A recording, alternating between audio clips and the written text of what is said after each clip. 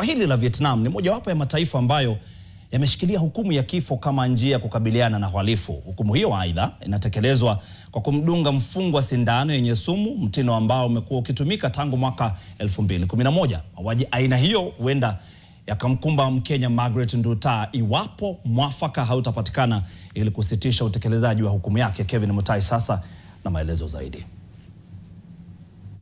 Mjadala kuhusu mauaji ya Margaret Nduta umezidi kuibua hisia mseto, huku muda ukiyoyoma Mkenya huyo auawe huko Vietnam. Nduta anakumbana na hali hiyo baada ya kuhukumiwa kifo kutokana na ulanguzi wa kilo 2 za mihadarati aina ya cocaine.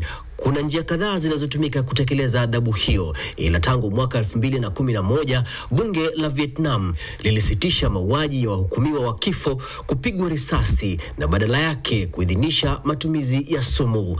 Kemikali hiyo aidha inadungwa mara 3, mfungwa akiwa amefungwa miguu, mikono na hata sehemu mbalimbali za mwili kitandani. Dawa ya kwanza ni kumfika ganzi mwathiriwa, kisha nyingine ya kumpozesha kabla ya kemikali ya mwisho ambayo ni ya kumuua papo hapo.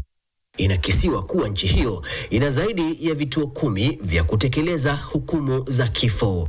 Aidha, kuna njia mbadala pia zinaweza kutumika, ikiwemo matumizi ya gesi yenye sumu au hata matumizi ya kifaa chenye umeme. Kwa Nduta, iwapo kifungo hicho kitatekelezwa, basi atakuwa Mkenya wa kwanza kupokea kifungo hicho nchini humo. Kwa mara nyingi ni hukumu inayotumika dhidi ya ufisadi, walanguzi wa mihadarati, wezi wa mabavu, wabakaji, miongoni mwa mashtaka mengine. Kwa sasa lililosalia ni juhudi kati ya Nairobi na Hanoi kupata mwafaka ili kumnusuru Nduta anga hata arejeshwe makwao ili ahukumiwe. Kevin Mutai, NTV.